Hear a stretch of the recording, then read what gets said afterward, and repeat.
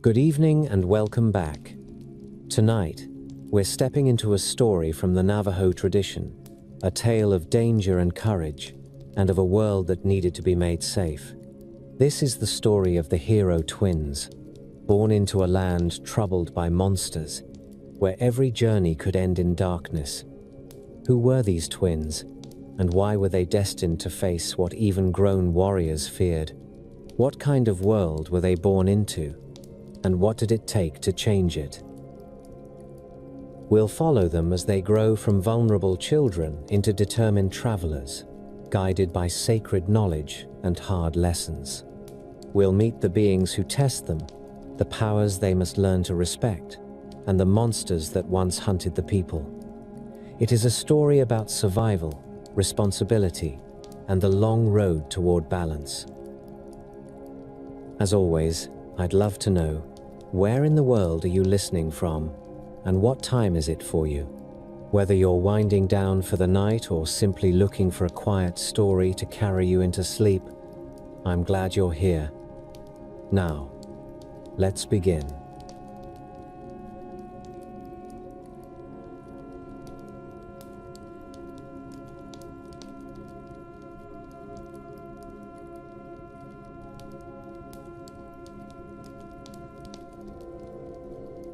The morning stretched across the land like spilled milk.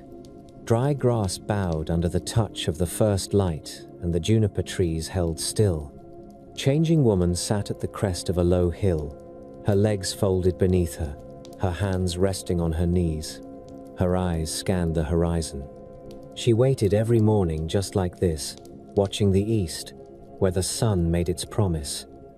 The earth smelled warm and baked. It always did when prayers hung in the air. She had grown without a husband, not because she was lacking in beauty or strength or cleverness, but because her path bent in another direction. Her parents said little about it. They had seen stranger things born of stranger unions. But she, Changing Woman, had felt something missing, and she believed, with an absolute confidence that required no explanation, that the sun heard her thoughts. It began the day she found an obsidian pebble in the hoofprint of a deer. She picked it up and carried it in her hand all the way home. That night, she wrapped it in corn husk and tucked it near her sleeping mat. In the morning, it was warm. By the second day, hot. By the third day, it had melted through the husk and left a small black circle on the floor. She did not speak of it. Instead, she climbed the same hill each morning before the others woke. She sat facing east. She closed her eyes. She did not whisper, chant, or cry. She simply sat in silence. When noon came, she returned to the brush shelter where she lived with her parents. One afternoon, as the sun balanced high overhead, she saw a figure in the distance. He was not walking. He was riding, and the creature beneath him shimmered between horse and shadow. The man rode straight and slow, without turning his head, as if he knew precisely where she sat. When he reached the foot of the hill, the horse vanished into dust. The man climbed the slope. He was wrapped in white cloth that glinted faintly, like polished shell. His face looked like sunlight through smoke. He stopped an arm's length from her and said only one thing. "Build a brush shelter," he said. "Lay yellow pollen on the floor and white cornmeal near the opening. Sit there through the night. I will come to you." Then he walked back down the hill. He did not ride away. He simply vanished, and the grass where he had stood was pressed flat and steaming. Changing Woman returned home and said nothing. That evening, she walked beyond the family camp and built a shelter of cedar branches and dry grass. She lined it with soft cloth and sprinkled yellow pollen in a spiral pattern on the ground. She placed white cornmeal at the entrance and sat down inside. The wind sighed but never entered. The air grew cooler. Owls called. Coyotes yipped. Then the night passed and nothing came. The second night she sat again. This time she heard breathing. It was not her own. It came from the corner of the shelter. She reached out and found only cedar sticks and shadow. In the morning, the cornmeal was disturbed. The pollen pattern was smudged. Her heart pounded, but she stayed. The third night, the breathing grew louder. She felt warm air near her cheek, like someone leaning close but just out of sight. She whispered a question, but no voice answered. In the morning, she found a single strand of sun-golden hair curled around the pollen spiral. She placed it inside a deerskin pouch and said nothing to her parents. The fourth night, the man came. She felt the heat of his skin before she saw him.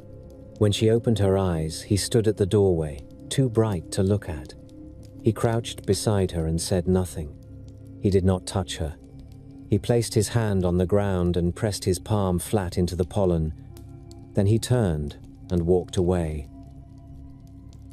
In the morning, the handprint still glowed faintly. When she stood up, her stomach turned and her legs felt soft. She understood. The man had given her something. She did not know his name. She went home, and her father saw her strange expression. "What happened?" he asked. She touched her belly and said, "A man came to me, and we will meet again." Her father said nothing. Her mother nodded, and they began to build another shelter. This one was made with more care. They brought sacred plants. They lined the floor with woven mats. Her father placed the pollen spiral himself and sat with her through the night. In the morning, the pollen was disturbed. On the second night, the cornmeal was wet. On the third night, a streak of blood appeared across the doorway. On the fourth night, the wind howled so loudly they could barely hear each other breathe. Then, on the fifth morning, the sky broke open. Changing woman bent double in the shelter. Her hands dug into the earth. Her cries pierced the morning like arrows. Her father panicked and her mother stood still as a tree. But before they could act, two strangers arrived. One wore white and blue. The other wore red and black. They moved like smoke but spoke clearly. One said, "I am talking God." The other said, "I am water sprinkler." They did not wait for permission. Talking God knelt and tied a rope of sunbeams. Water sprinkler pulled a cord made from rainbow. They handed the ropes to Changing Woman and said, "When the pain grips you, pull with both hands." She did. The pain came like lightning and left her blind. Her fingers curled around the ropes. Her teeth bit through her own lip. Then there was a sound like tearing cloth, and a child emerged. Talking God caught the baby, washed him in warm water, and cut the cord with a white shell knife. The child screamed once, and then blinked. Water Sprinkler said, "Another comes." Changing Woman groaned and pulled again. Her arms trembled. The second baby slid free, and Water Sprinkler caught him. He bathed him in a shallow bowl and cut the cord with a knife made of turquoise. This child did not cry. He stared upward. Talking God raised the first boy and said, "He will be called Monster Slayer." Water Sprinkler lifted the second and said, "He will be called Born for Water." The two babies lay beside each other on a blanket of rabbit fur. Their skin glowed faintly. Their fingers clenched and unclenched. Changing Woman leaned back against the wall of the shelter, her face streaked with blood and tears. The holy people nodded and stepped away. They left no footprints in the dust. The sun rose higher. The babies slept. Changing Woman's father brought warm broth in a clay bowl and said nothing. Her mother combed her hair and hummed a prayer without words. Outside, the world continued its steady spinning. The babies grew in the way that such children do. They did not cry often. They laughed at odd hours and studied the world with eyes too focused for their age. By the time they could walk, they ran. By the time they could speak, they spoke in complete thoughts. People in the village whispered. Some said they were spirits reborn. Others said they were cursed. A few avoided them, but most watched with fascination as they raced across the fields, barefoot, hair tangled, legs scratched by cactus and brush, grinning at each other as if they understood something no one else did. One morning, before the sun reached its peak, two men appeared on the ridge. They were strangers, but they did not ask for directions. They walked straight to the place where the twins played and said, "We are looking for two boys who run like deer and climb like hawks." The twins stood up. The first man introduced himself. "I am Talking God," he said, though he wore no markings now. "This is Water Sprinkler." Water Sprinkler waved. "We have come to race you," said Talking God. "We want to see what your legs can do."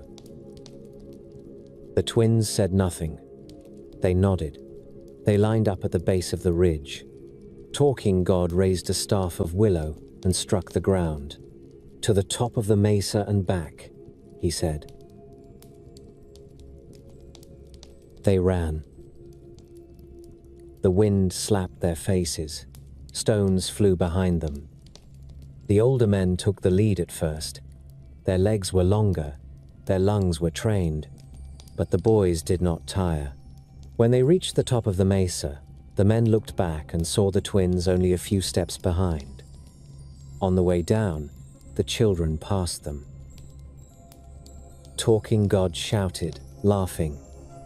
Water Sprinkler howled. At the finish, the twins landed first, panting but grinning. "You will need faster legs than that," said Talking God, and he whipped them gently with a switch of dried bark. "Again," said Born for Water, and so they ran 4 times. Each time the men gave them harder trails, steeper climbs, longer paths. Each time the boys ran faster. On the 4th race, they did not stop to breathe at the top. They shot down the hill like arrows and hit the bottom without stumbling. Talking God looked at Water Sprinkler. "They are ready," he said. "Tell their mother." At the evening fire, the boys turned to Changing Woman. Monster Slayer asked her directly, "Who is our father?" Changing Woman stirred the corn mush and looked into the flames. She did not speak at first. Then she said, "Your father is a round cactus." The boys exchanged glances. They did not understand. They waited. Changing Woman said nothing more. That night she sat by herself and stared at the stars. She held her hand over her belly and whispered a name that no one else knew. The next day, trouble stirred. The birds were loud. The dogs refused to eat. The wind blew from the wrong direction. In the west, a column of dust rose like a warning. At noon, a raven appeared and perched on a post. It cawed once and flew away. Monster Slayer aimed an arrow and loosed it. The bird vanished. Changing Woman appeared beside him and said, "That bird spies for the bird monster. Do not follow it." The next day, a vulture circled overhead. Born for Water flung a stone at it. The bird shrieked and vanished. "That one belongs to the cliff monster," Changing Woman said. "Do not chase him." On the 3rd day, a magpie landed on the roof of the shelter. It sang 3 strange notes. The boys stepped outside with bows raised. The magpie tilted its head and flew east. "That one reports to the one who kills with his eyes," said Changing Woman. "Now they know you are here. They will come." The wind rose. The sky darkened. Changing Woman built 4 hoops from old bone. She threw them to the 4 corners. They sank into the earth and glowed. A wall of wind rose around the shelter. She said, "They will not pass before morning." The boys looked at each other. "We leave before dawn," said Monster Slayer. "Yes," said Born for Water. "We go east." And as the stars blinked above them, the twins prepared to leave everything they knew behind. The night before they left, the house felt too small. The twins lay side by side on their mats and stared at the ceiling. Smoke stains traced faint lines across the wooden beams. Somewhere outside, a dog scratched at its own fleas. Someone coughed. A pot shifted on the coals with a dull scrape. Their village followed its simple rhythm, and no one slept deeply. Monster Slayer turned his head toward his brother. In the half-dark, he saw the outline of Born for Water's profile, eyes open and unblinking. "You are awake," Monster Slayer said. "Yes," Born for Water answered. "You are awake too." They did not whisper. Their voices stayed low and flat, like stones laid on the earth. "Mother knows they are coming," Monster Slayer said. "She saw the monsters on the hill," Born for Water replied. "She set the wind wall. It will hold until morning." Monster Slayer clenched his hand into a fist and then relaxed it. "They come for us." Born for Water nodded once. "We leave before the sun rises. If we stay, the monsters will tear this place apart to reach us. They will eat every person who shelters us. They will crush the Hogans and drink the blood from the ground." There was no tremor in his voice when he said it. He spoke like someone listing the steps of a known chore. Monster Slayer breathed once, slow and deep, and stared up again. In the next room, Changing Woman sat upright. Her back was straight and her hands rested in her lap. Her parents slept nearby, turned toward the wall. They had lived long lives. Their breath moved in and out in even strokes. Changing Woman studied them. She knew how their faces would change if they woke to the sound of breaking wood and dragging claws. She rose without a word, gathered her blanket, and went to sit by the doorway. Outside, the wind barrier roared. It did not whisper or murmur. It slammed against the invisible hoops she had thrown to the four corners. Dust and grit spun in thick spirals. The sky had no stars. Clouds pressed down and hid them. Changing Woman could not see the hills. She could only feel their presence in the shape of the land under her feet. She knelt and placed her palm on the ground. The soil felt hard and dry. Small pebbles pressed into her skin. She sat like that for a long time, as if she were listening through her hand. No one spoke. The night moved in heavy steps toward morning. The twins rose before the first pale line of light touched the horizon. They did not roll up their mats. They did not gather possessions or food bundles. They knew speed mattered more than comfort. They stepped carefully around their sleeping grandparents and came to the doorway. Changing Woman looked at them without surprise. She had expected this exactly. "You have decided," she said. Monster Slayer nodded. "We go east." Born for Water added, "We will find the one who made us. If he wishes to admit it, he will answer, or we will make our own answers." Changing Woman studied their faces. She saw the same curve in their noses that she had seen once in the shape of a shadow near her door. She saw the same hard light in their eyes that sometimes shone from the disk above the world. She did not argue. "You will go on the path where the dawn rises," she said. "Keep the sun at your left in the morning, and your right when it returns to the west. Eat what the land offers if it does not bite you first. Trust the signs. Trust the ones who helped you be born. They have plans, even if they enjoy hiding them." She reached out and gripped each boy by the shoulder. Her hands were firm. "When you walk, walk together. When you run, run for each other. Monster Slayer and Born for Water bowed their heads in agreement. They did not embrace her. They took her words as their goodbye. Then they stepped through the doorway and into the storm. The wind struck them like a wall of fists. Dust stung their eyes. Their hair whipped across their faces. The barrier that had held the monsters outside now pressed against them as well. With each step, they felt resistance. The air seemed thick and full of angry hands. They leaned into it. Monster Slayer shouted something, but the wind swallowed it. Born for Water grabbed his brother's arm so they would not lose each other in the spinning grit. They took 3 steps forward and moved only half a body length. They took 10 more steps. Slowly, stubbornly, they broke through.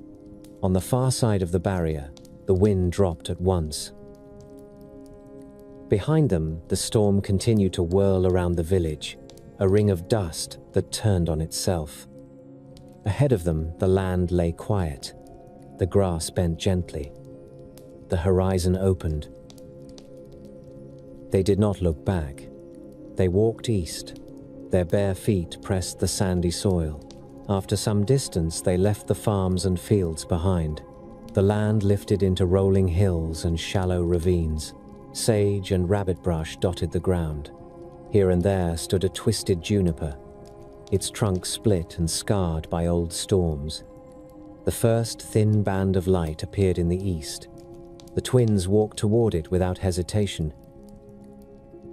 By the time the sun heaved itself up, they had already covered a long stretch. The air warmed. Their breaths settled into an easy rhythm. Their bodies knew how to move. Each stride seemed to have lived in their muscles since birth. Around midday, Monster Slayer said, "Do you think he will deny us?" "Who?" said Born for Water, though he knew. "The one mother named as Cactus," Monster Slayer answered. "The one who is more than cactus. The one who sent the bright rider. The one who pressed his hand into pollen. The one whose face burns your eyes if you stare too long." Born for Water walked in silence for a few steps. Then he said, "If he tries to deny us, we will show him our faces and see if he recognizes his own work." Monster Slayer laughed. The sound bounced off a rock outcrop and startled a lizard, which darted into a crack. They stopped at a small spring to drink. The water bubbled up through a bed of stones and ran in a thin trickle down a shallow channel. The boys knelt, cupped their hands, and drank until their bellies felt full. The water tasted cold and clean, with a hint of iron. Monster Slayer splashed some on his face. Born for Water washed his feet and the backs of his hands. "Do you think she will live through the night?" Monster Slayer asked quietly, with all of them gathering around her. Born for Water scooped another handful of water and let it pour back into the stream. "She called the wind herself," he said. "The monsters will rage all night and tear at the air. They may rip away trees and smash rocks, but they will go nowhere. The wind will hold them. When the sun rises and sees us away from the village, he will watch over what is his." There was no comfort in his tone. He described the shape of events as he saw them. Monster Slayer nodded once. They rose from the spring and moved on. As they walked, memories of the races with Talking God and Water Sprinklers circled through their minds. They remembered the first race, when their chests had burned and their sides had cramped. They had gritted their teeth and kept going. They remembered how Talking God had laughed and still whipped them with the willow switch when they reached the end. "You run like foals," he had said. "Fast for a while, then clumsy. Learn to run like wolves." They begin slow and finish strong. The second race had been longer. The men had taken them along a narrow deer path that wound around the northern slope. Loose stones rolled under their feet. The twins fell once, picked themselves up, and kept going. By the last stretch, their mouths tasted of blood and dust, but their strides lengthened. That day, the men had frowned less when they whipped them. By the fourth race, the boys had flown down the hill. Their legs moved like parts of a well-made bow, their lungs filled and emptied with no complaint. They had reached the finish, breathing hard but still ready to sprint again if told. Talking God had thrown away the willow switch that day. "You will need this strength for the things that come," he had said. On the eastern trail now, that strength carried them. By late afternoon, they reached a low rise. From the top, they could see far in every direction. The village behind them lay hidden behind distance and bends in the land. Ahead, a faint smudge marked the line of distant mountains. They knew that somewhere among those peaks lived beings even older and more troublesome than Talking God and Water Sprinkler. Monster Slayer planted the heel of his foot into the soil and twisted it. "If the monsters come across our tracks," he said, "they will sniff their way east and follow us." Born for Water shook his head. "They are staring at the wind wall and grinding their teeth. They do not think we left. They will spit and roar and complain. They will pound on the barrier until their hands bleed. They will spend their fury on empty air. By morning they will be tired and confused." Monster Slayer grunted. "Good. Let them waste their strength on air." They sat for a short while and ate dried corn from a small pouch the Changing Woman had pressed into their hands without a word. Each kernel cracked between their teeth. It tasted of fire and smoke and long evenings in front of the hearth. As the twins chewed, another scene played out far behind them. At the edge of the wind wall, a creature shaped like a man with legs too long and arms too thick slammed his fists into the barrier. He was covered in scales and patches of hair. His jaw jutted forward and his teeth stuck out like broken tools. Each time he struck the whirling wall of air, dust flew up and stones rattled. His blows landed on nothing visible, yet each strike met a hard surface. "Move aside," he shouted to no one. "Open, or I will crush you." The wind roared in his face and pushed his words back into his mouth. He choked on dust and spat a spray of mud. Behind him stood others. A creature with a horned head, a hunched thing with glowing pits for eyes, a tall woman with claws instead of fingers and a long tongue that hung from her mouth. They pressed closer to the ring of dust and squinted at the village beyond. In the center of the village, Changing Woman sat by her doorway, straight-backed and still. The wind did not touch her. The air around her remained clear. Her hair lay flat on her shoulders. She did not look at the shapes that moved beyond the barrier. She kept her eyes on the fire in front of her. Her parents had woken when the first blows landed on the invisible wall. They had risen in alarm, but she had told them to sit. She had said only, "They cannot reach us before dawn. Stay away from the sound." The old man and old woman sat with their backs against the interior wall of the house. The noise outside made the wooden poles tremble. Dust fell from the ceiling. A clay pot cracked along one side. The old woman reached out and steadied it. Her fingers shook. "What do they want?" the old man asked. "The boys," Changing Woman said. "And if they do not find them," the old man asked again, "they will look for someone to tear apart instead," Changing Woman answered. Her mother swallowed and glanced at the doorway.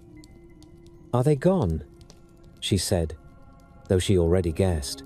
"They left before the light," Changing Woman replied. They walked toward the east. They did not look back. The old woman covered her face with both hands. Her shoulders moved once. She lowered her hands again and set her jaw. "They have your stubbornness," she muttered. All night, the monsters clawed at the air. Their nails left no mark. Their curses circled back and filled their own ears. They tried fire. The flames blew sideways and died. They tried stones. The rocks bounced away and rolled back toward their own feet. They tried teeth. Their jaws closed on nothing. Each failure made them angrier. Inside the barrier, the people stayed awake. Children pressed their faces into their mothers' shoulders. Men sat with spears in their hands that never left their laps. Dogs whined under the beds. Goats huddled together and stamped nervously. Every living creature in the village understood that something enormous and hungry waited just beyond reach. Sometime after midnight, the monsters grew tired. The long-legged man sank to his knees. The horned thing leaned on its own curved weapon. The woman with the claws licked blood from her split fingertips and scowled. They had expected an easy feast. Instead, they met resistance from empty air. Their pride suffered more than their bodies. Finally, as the sky in the east began to pale, they stepped back. Their anger did not vanish. It changed direction. They began to argue with each other. Long-legged accused Grinning Eyes of lying about the boys hiding here. Horned Monster blamed Bird Monster for giving bad information. Bird Monster spread his wings and hissed. Their voices rose in snarls and shrieks. They did not notice the precise moment when the wind wall began to fade. The hoops that Changing Woman had thrown to the corners sank deeper into the earth and lost their light. The air settled. The dust dropped. By the time the barrier vanished entirely, the monsters were already walking away, still arguing, still hungry, already planning their next move.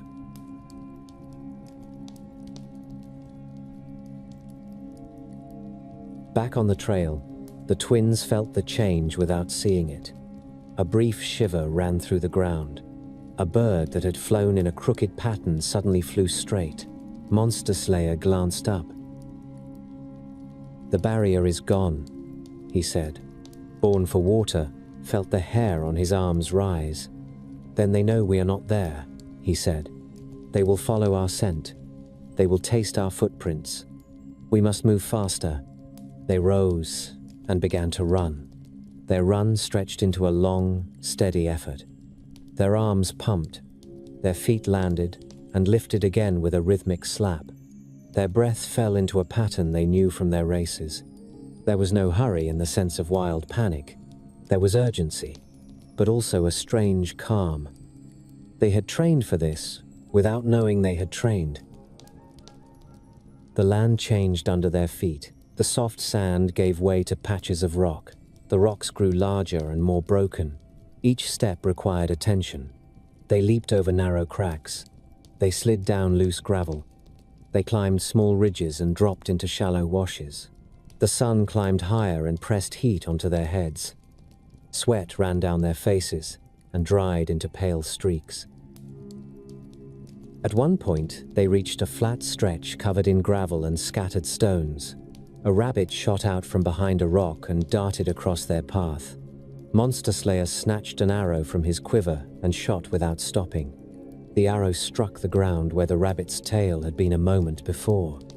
The animal veered sharply and vanished into a crevice. "You missed," Born for Water said, and there was a brief spark of humor in his voice.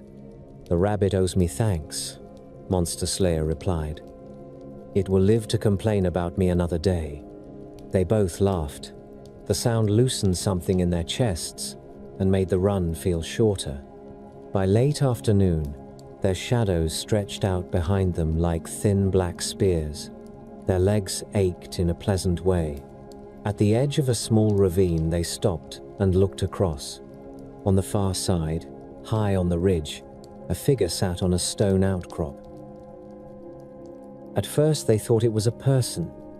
Then they saw the glint of feathers and the narrow shine of eyes that were too bright. The figure tilted its head. A raven, or perhaps something that used a raven's body as a convenient shape. Monster Slayer raised his bow. Born for Water placed a hand on his arm. "Mother told us," he said. "The raven served the one who eats people from the sky. We have already sent one arrow at that shape. It left without dying. If we hit this one, we may only encourage the message." Monster Slayer lowered the bow. Then we let it watch, he said. Let it see we are not afraid. They stared at the bird. The bird stared back. After a time, it let out a harsh call and lifted into the air.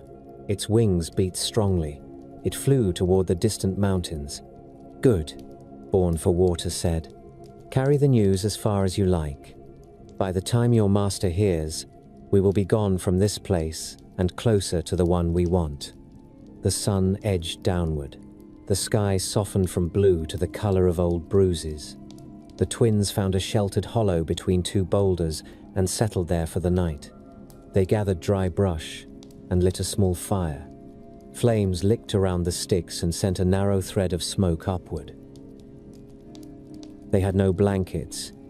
They sat close to the blaze and shared what little food remained. Their stomachs still grumbled, but they ignored it. Hunger felt trivial compared with the large intention that pushed them east. Monster Slayer poked the fire with a stick. When we meet him, he said, what will be the first thing you say? Born for Water considered. I will say, we walked here on our own legs. We crossed the land that you shine on. We grew in the body of changing woman. We came to ask why you left her to explain our birth with a cactus. Monster Slayer grinned. That should open the conversation. And you, Born for Water asked. What will you say? Monster Slayer stared into the flames. I will say, we hear of monsters. We see what they do. We want tools to cut their heads from their shoulders. If you prefer those monsters, you can keep them. If you prefer us, help us. Born for Water nodded once. Simple, he said. He will answer, or he will dodge. Either way, we will learn something. The stars came out one by one, clear and sharp above them. The twins rolled onto their sides and rested their heads on their arms. The stones under them were hard. The fire crackled and cooled. Sleep came in short stretches. Each sound of a distant cry woke them for a moment. Each time, they listened, heard nothing near, and let their eyes close again. Far away, the monsters gathered for a council. Nearer but still unseen, other eyes watched the boys as they slept. Nothing approached them that night. Their path east remained open. Morning would bring them closer to the first of the true guardians of the road to their father.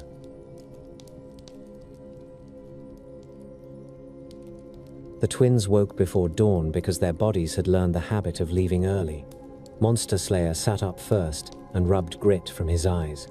Born for Water sat up a moment later and stared east, as if he could see through the dark. The fire had collapsed into a low bed of ash. Monster Slayer pushed a few sticks together and blew softly until a small flame appeared. He warmed his hands for a breath, then stood and stamped his feet against the cold rock. They ate the last of the corn they carried. The kernels scraped across their tongues and stuck between their teeth. When they finished, Monster Slayer tipped the pouch upside down and shook it. A single grain fell into his palm. He flicked it into his mouth and chewed it slowly, as if he were making a point. We hunt today, he said. Born for Water nodded. We hunt when we see something worth shooting. They started east again. The land rose in broken steps. Low mesas cut the horizon. The ground became rockier, and the plants grew tougher. They passed clumps of cactus with spines like needles and small flowers that looked too delicate for the harsh soil. They crossed a dry wash where old flood lines marked the stone. Their feet landed carefully, then faster, then carefully again. The day moved from cold to warm. The sun climbed higher. Their shadows shortened. Near midday, they saw a movement in the sky. A black shape turned in wide circles. Monster Slayer stopped and shaded his eyes with his hand. Born for Water watched without moving. It follows us, Monster Slayer said. It watches, Born for Water replied. A watcher leaves and returns. A hunter closes distance. Monster Slayer spat a bit of dry corn husk from his teeth. If it is a messenger, It will talk with its wings. If it is hungry, it will talk with its beak. They kept walking. The bird stayed far above them, circling, gliding, circling again. It did not dive. It did not cry out. It simply remained there, a small dark mark against the blue. By afternoon, the land changed again. The rock under their feet grew smoother and darker. The ground sloped upward toward a mountain. Its sides were cut by ravines and scattered with boulders. On the lower slopes, pine trees appeared, their trunks straight and their needles tight. Higher up, the trees thickened. The air smelled of sap and damp stone. Monster Slayer pointed. That mountain looks older than the rest. Born for Water looked along the ridgeline. That mountain looks like a place where people hide things. They climbed. Their breathing deepened. Sweat ran down their backs and soaked the waist of their clothes. They stopped once to drink from a shallow pool caught in a stone basin. The water tasted like minerals and leaves. Monster Slayer drank first. Born for Water drank second.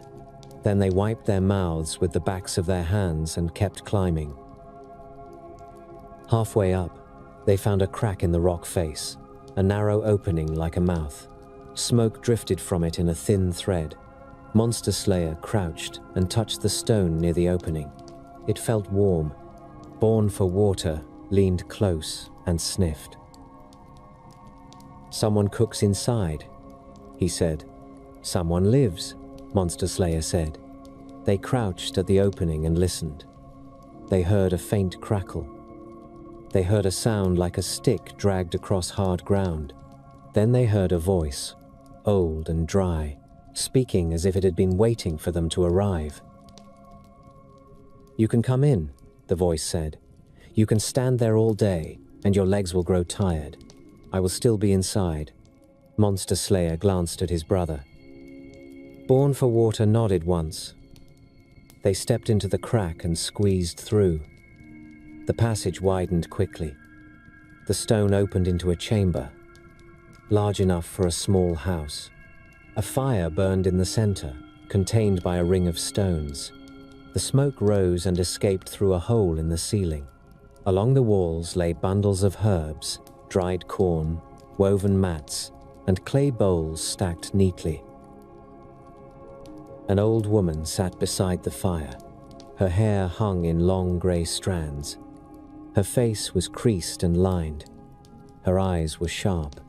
She watched the twins with calm attention, as if she had been counting their footsteps from far away. Monster Slayer stood straight. "Who are you?" he asked. The old woman smiled, and her teeth were small and even. "People call me Spider Woman," she said. "They call me that because I spin things. I spin string. I spin plans. I spin a way out when someone walks into a trap." Born for Water looked at the bundles on the wall, then at her hands. Her fingers were thin and strong. He saw bits of thread wrapped around one wrist. "We did not come to steal," Born for Water said. Spider Woman waved a hand as if brushing away a fly. "Your faces say you carry questions. Your feet say you carry urgency. Sit down."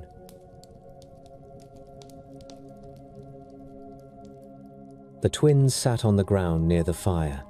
The warmth reached their legs first. Monster Slayer felt his muscles loosen. Born for Water folded his hands in his lap and watched the old woman's face, waiting. Spider Woman reached into a clay pot and pulled out 2 corn cakes.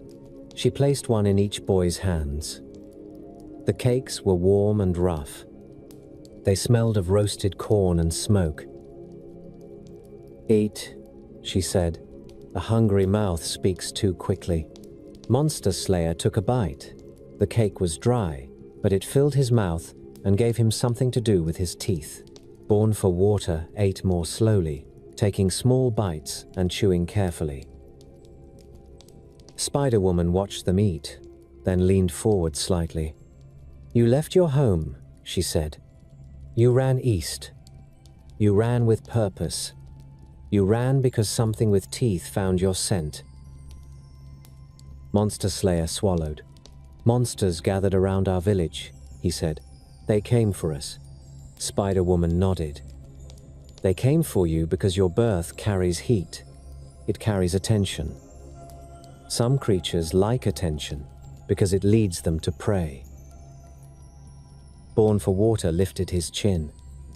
We will kill them, he said. We will kill every monster that hunts people. Spider-Woman laughed once, short and surprised. Then she looked at them as if measuring.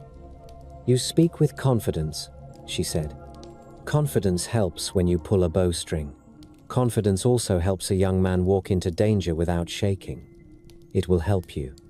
It will also attract more trouble. Monster Slayer leaned forward. Mother told us our father was a round cactus, he said. We asked for his name. She gave us that answer and stopped talking.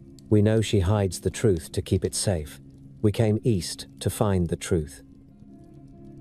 Spider-Woman stared into the fire for a moment, then reached for a stick and pushed a burning piece of wood to one side.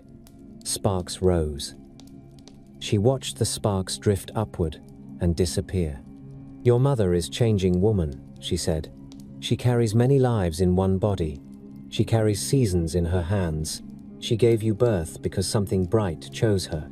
Your father is the Sunday. The words landed plainly. Monster Slayer blinked once. Born for Water's eyes narrowed, as if he were focusing. The sun, Monster Slayer repeated. Spider-Woman nodded. Yohonai. He rides across the sky every day. He burns skin. He warms stones. He ripens corn. He sees everything that stands in the open. Born for Water kept his voice steady. We will go to him, he said. You will try, Spider-Woman replied. Many try. Few arrive. Those who arrive come with help. Monster Slayer took another bite of corn cake and chewed.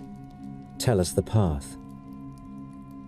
Spider-Woman leaned back against the wall and folded her hands. You will cross 4 places, she said. Each one kills people in a different way.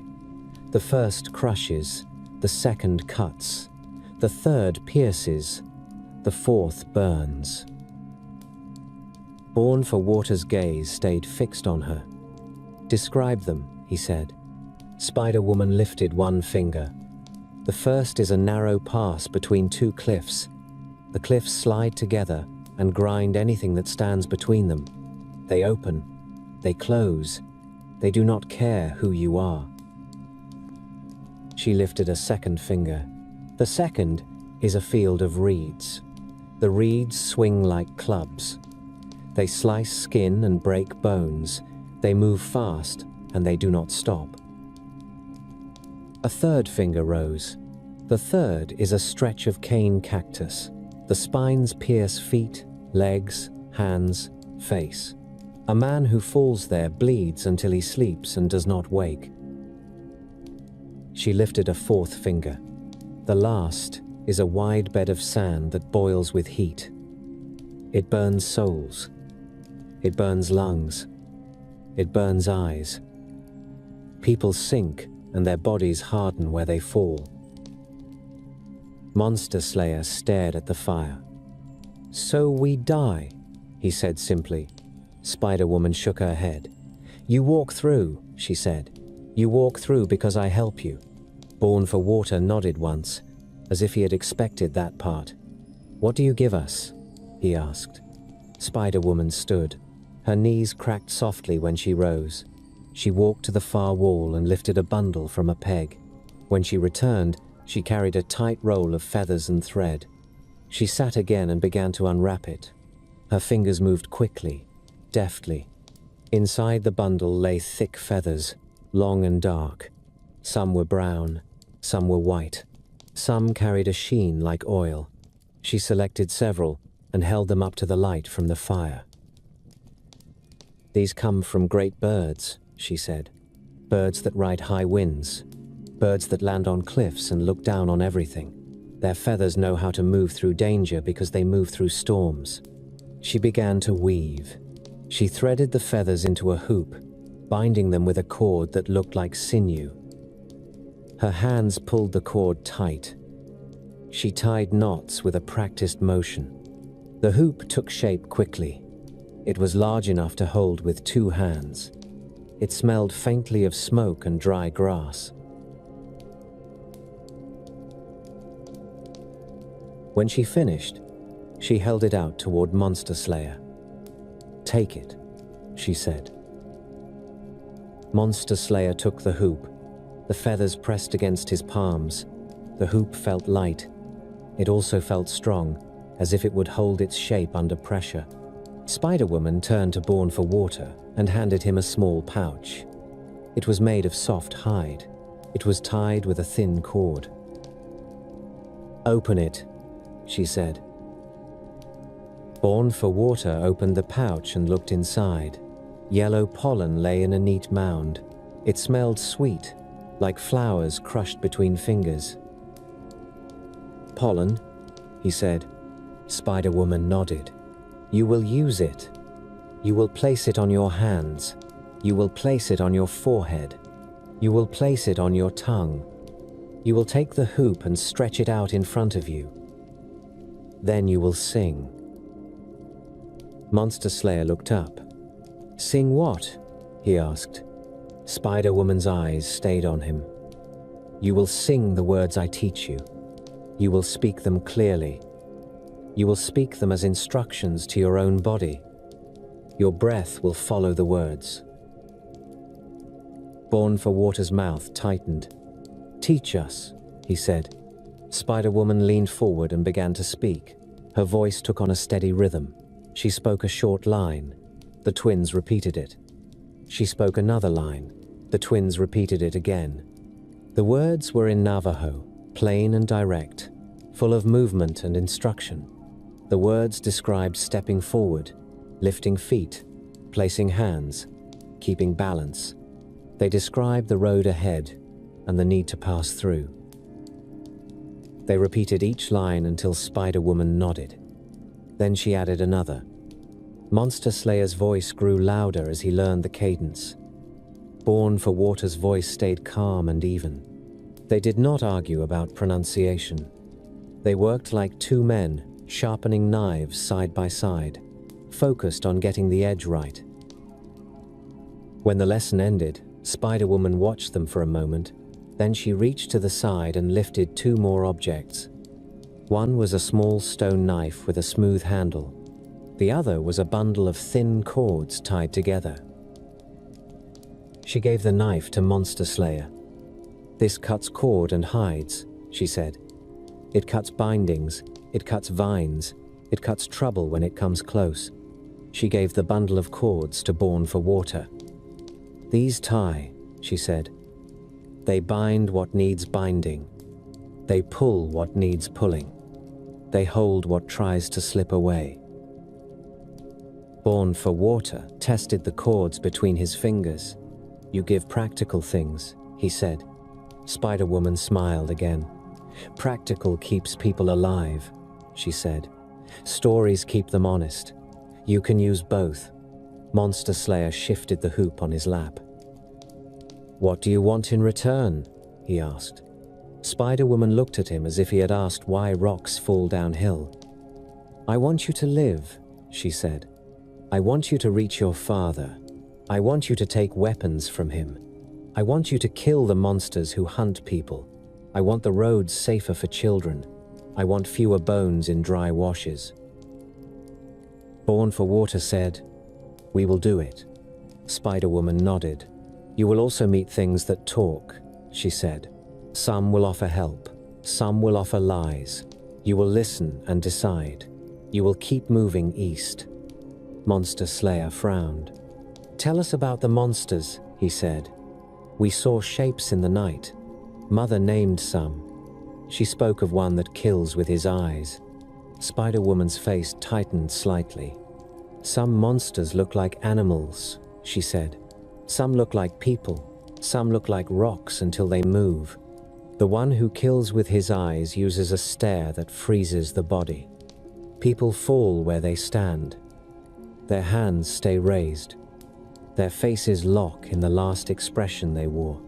You will meet that monster later, if you live long enough.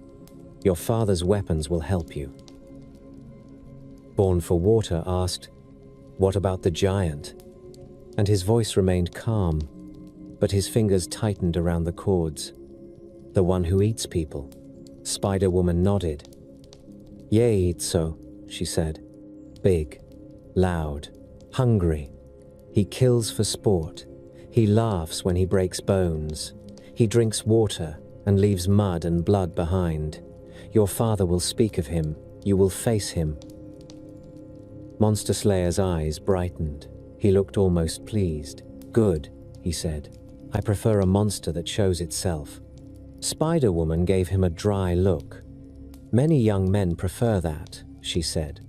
"Many young men also bleed in the sand because they think preference changes danger." Monster Slayer accepted the reprimand with a brief grin. Spider-Woman rose again and walked to the entrance of the rock house. She pushed aside a hanging mat that covered the opening. A line of daylight cut into the dim chamber. She looked out, then stepped back. "The watchers still circle," she said. "The raven will speak to its master. The magpie will speak to its master. The vulture will speak to its master. That news moves fast. Your feet must move faster."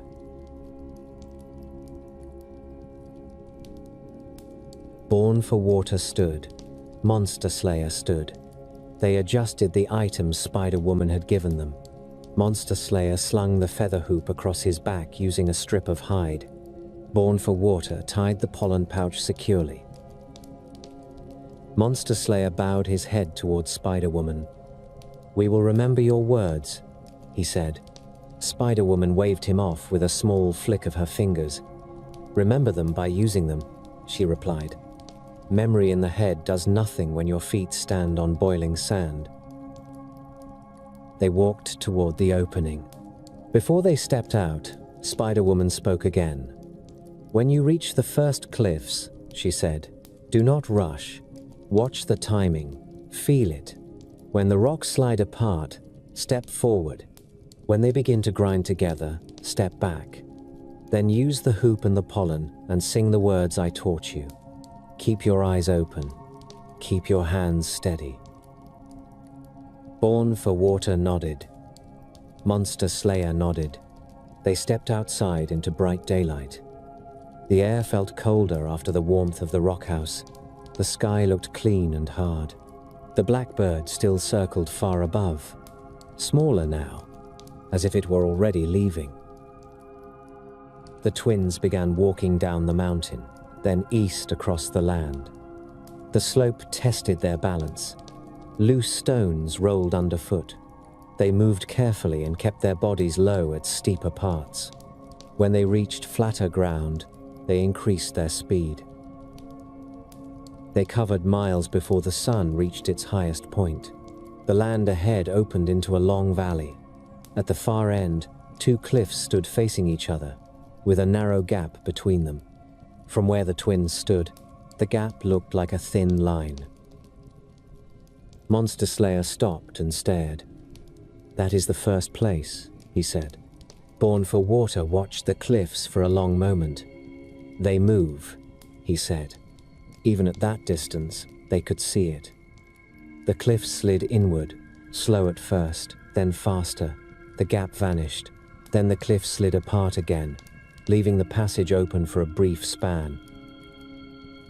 Monster Slayer exhaled. "Someone built a trap into the mountain," he said.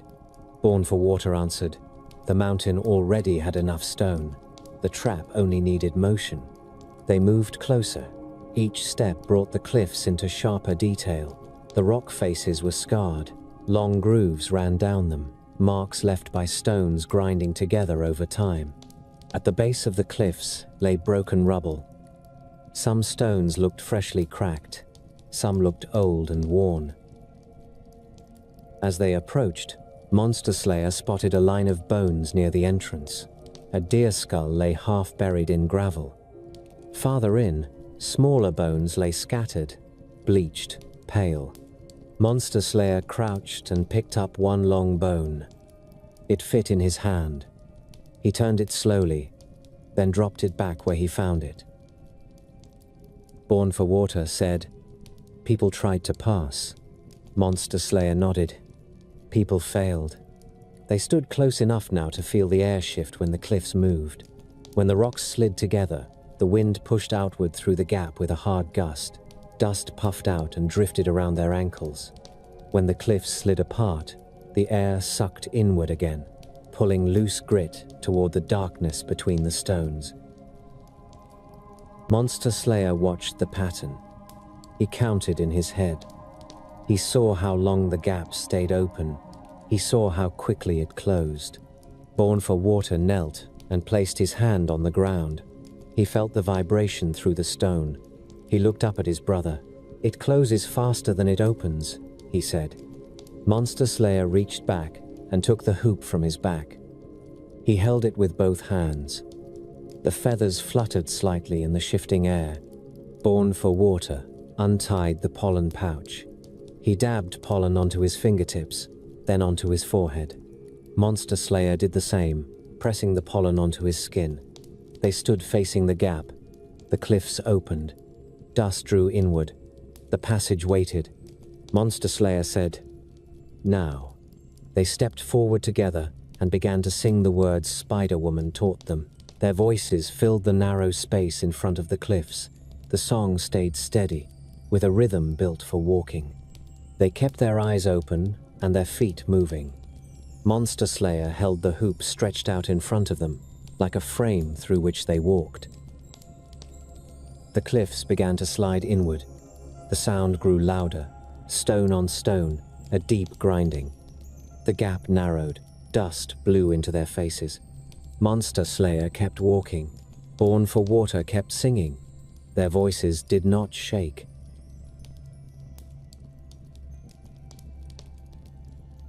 The valley beyond the crushing cliffs widened and leveled out, and the twins felt the change in their legs at once, because the ground stopped fighting them for a while and let them move with long, easy steps.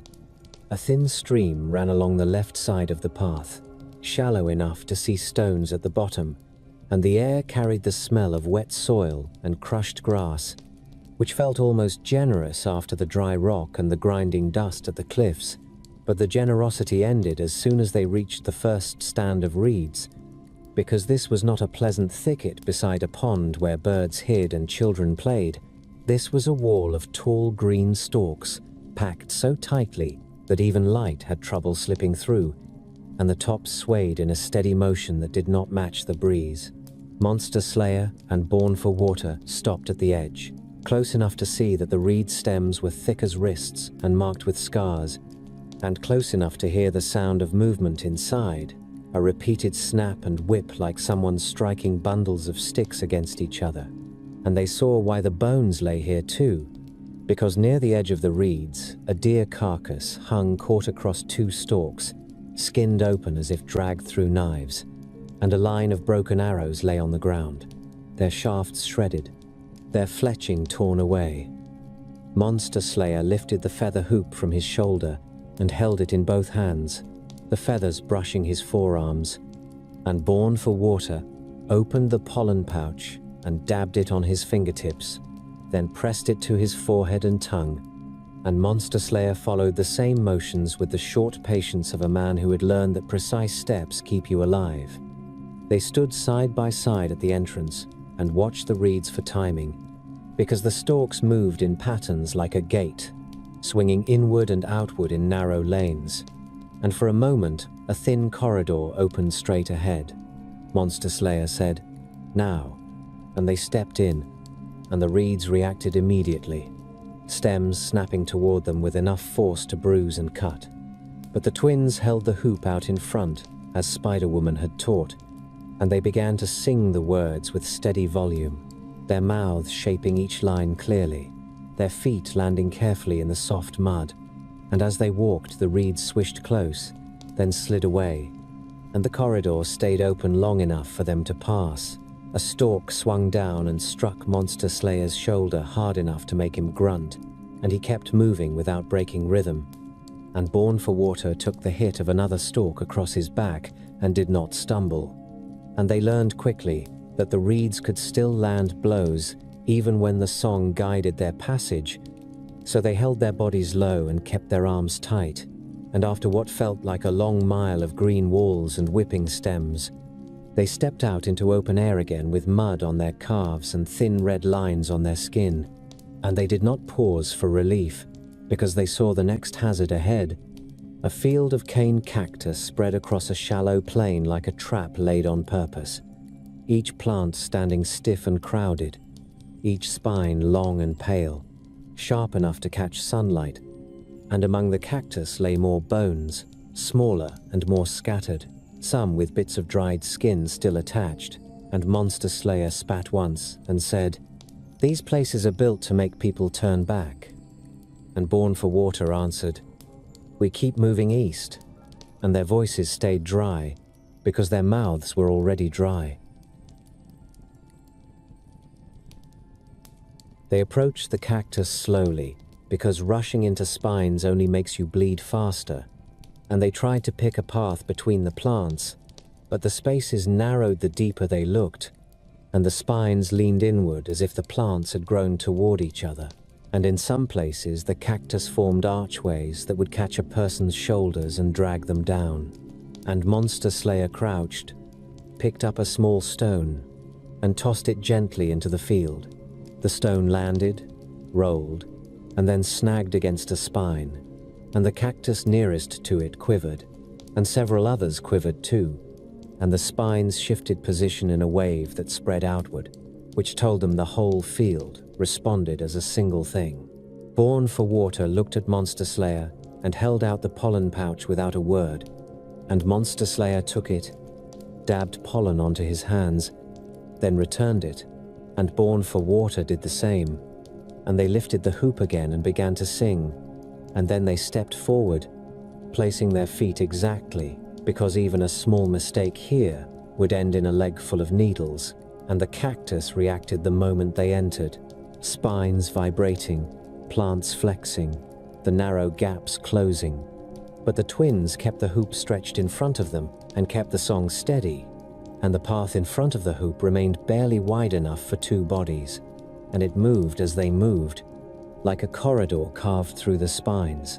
Monster Slayer focused on his feet, and Born for Water focused on the plants at shoulder level, and between them they caught the moments when a spine swung too close, and they shifted their hips or turned their shoulders just enough to avoid it. Once, a long needle scraped Born for Water's forearm and left a thin line of blood, and he kept singing without pausing to look at it.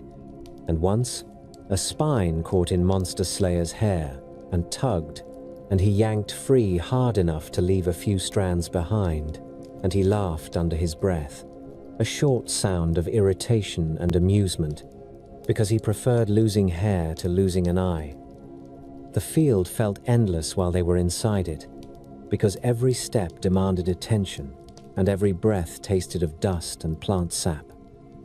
And then, as suddenly as the cactus had begun, it ended, and they stepped out into a strip of open ground with their clothes snagged and their skin marked, and they stood there for a moment with the hoop lowered, their song finished, and both of them breathing hard. Monster Slayer looked back at the field and saw the corridor close behind them, spines shifting back into place, and he said, "That place stays hungry." And Born for Water wiped blood from his forearm with his thumb and said, "We feed it with footprints and leave it with nothing else." And then they walked on, because the last hazard waited ahead and it did not hide.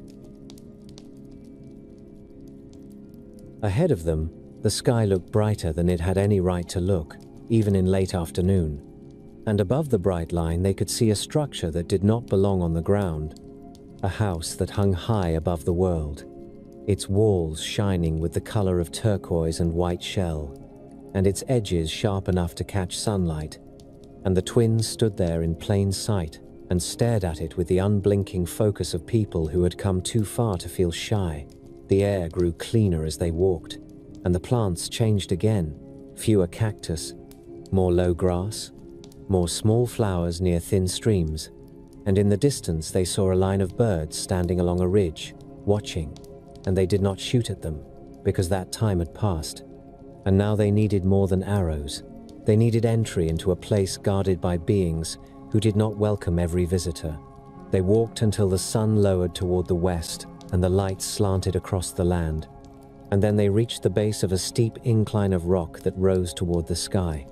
And at the top of that incline stood a wide opening, like a gate carved into stone, and a narrow path led upward in a series of worn steps. Monster Slayer tested the first step with his foot and felt that it held solid. And then they climbed, and the air thinned and cooled, and the ground under them seemed less like earth and more like clean stone. And when they reached the top, they found themselves standing before a doorway that opened into bright space. And the edge of the doorway was lined with shell and turquoise, and the floor beyond it looked like polished stone that reflected the light from above. Monster Slayer adjusted the hoop on his shoulder, and Born for Water tightened the pollen pouch at his belt, and they stepped across the threshold without bowing, because they did not understand bowing to their father, and because they had already knelt in mud and sand and dust, and they preferred to stand now. Inside, the house felt vast. The ceiling rose high. The walls glowed with pale blue and green. The floor stayed smooth under their feet. In one corner, a fire burned in a wide hearth, and the fire looked bright and steady, and it warmed the room without smoke. Along the walls stood objects that looked like tools and ornaments. Bowls made of shell, sticks carved and polished, bundles of feathers, and a large pipe resting on a rack, its stem long and straight. A woman sat against the western wall with her hands folded and her posture stiff, her hair neatly arranged, her face calm in a way that looked practiced, and she watched the twins with eyes that held no welcome. And beside the hearth stood two young men who looked strong and sharp, their bodies upright, their faces serious, and each carried something at his belt that looked like a tool. And the twins recognized them as the kind of beings who would step forward first when trouble entered a house. Monster Slayer spoke plainly, because he had no interest in ceremonies that wasted time, and he said, "We are the sons of Changing Woman," and Born for Water said, "We came to meet our father." And the two young men exchanged a glance and did not answer with words, because they did not need to.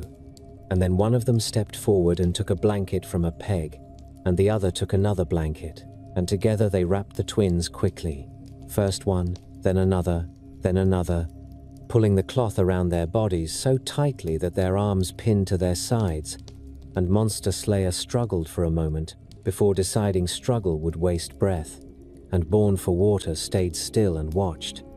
And the young men lifted them easily and placed them on a high shelf along the wall, as if the twins were bundles of wood stored for later. Monster Slayer kept his eyes open and stared at the ceiling, and Born for Water kept his breathing steady, and they waited, because they understood this was a test, and tests often begin with indignity.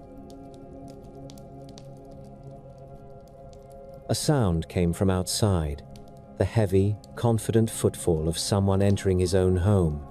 Light shifted across the floor, and the room grew brighter, and then the sun entered, and he looked like a man, and he also looked like the source of the light, because his skin shone, and his eyes held a sharp brightness that made it hard to stare directly. And he walked to the center of the room and looked around as if checking that each object sat in the right place. His gaze landed on the woman at the wall, then on the two young men by the hearth, and then his eyes lifted to the shelf where the bundled twins lay. And he narrowed his eyes and said, "Who brought these?" And the woman answered with a flat voice, "Two boys came claiming they are your sons." And the son's mouth tightened, and he stepped toward the shelf and pulled the blankets away with quick hands, and Monster Slayer and Born for Water dropped to the floor, landing on their feet, because they had practiced balance their whole lives even without knowing it, and they stood with their shoulders squared. And Monster Slayer said, "We walked here from our mother's home," and Born for Water said, We crossed the places that kill people. And the sun looked them over and said, "Many people claim kinship when they want gifts." And Monster Slayer replied, "We want answers and tools." And Born for Water added, "We want to kill monsters." And the sun's face showed a hint of irritation at the directness, and he said, "Then you can survive a few questions first." He led them to the east wall of the house, where sharp points of white shell protruded in a tight pattern. He grabbed Monster Slayer by the arm with a grip like heated iron and threw him hard against the wall. Monster Slayer hit the shell points with his back and shoulders. The points pierced the cloth of his shirt and pricked his skin. He grunted once, pushed off, and landed on his feet again. The sun's eyes flicked to Born for Water, and he grabbed him and threw him against another wall lined with turquoise points. Born for Water hit the wall, felt the points press into his clothes, and pushed off, landing upright. Both twins kept their faces calm. Monster Slayer brushed a hand across his back and found small cuts. Born for Water flexed his shoulder, testing for injury. The sun watched them and said, "You stand." And Monster Slayer said, "We stand." And then the sun turned and walked toward a small sweat lodge structure set into a side chamber, built of stone and earth with a low doorway, and he said, "Come." Inside the sweat lodge, the heat already waited. Red stones sat in a pit. The sun lifted a gourd of water and poured it over the stones, and steam rose quickly, hot enough to sting skin. The twins entered and sat, because the sun gestured for them to sit, and the doorway closed, and the darkness inside held only the glow of the stones. The heat thickened and sweat formed at once along Monster Slayer's forehead and ran down his nose. And Born for Water breathed through his mouth and kept his chest moving steadily. And the sun's voice came from outside, asking, "Is it hot?" And Monster Slayer answered, "It is hot." And Born for Water answered, "It is hot." And the sun poured more water, and the steam surged, and the twins' skin flushed and their eyes watered, and they held steady, because pain without movement is still survivable, and because they had already walked across boiling sand. Time passed in a way that felt slower inside the lodge, measured by breaths and by the sound of water hitting stone, and the sun asked again, "Is it hot?" And Monster Slayer answered with a voice that sounded tighter, "It is hot." And Born for Water answered, "It is hot." And then the heat eased slightly when the sun stopped pouring, and the twins remained seated until the doorway opened and light flooded in, and the air outside felt cool even though it carried warmth. And the sun stood there and watched them emerge, with sweat shining on their faces and clothes clinging to their backs. And he said, "You still stand." And Monster Slayer said, "We still stand." And then the sun's gaze held them for a long moment, measuring, and he turned toward the large pipe near the hearth.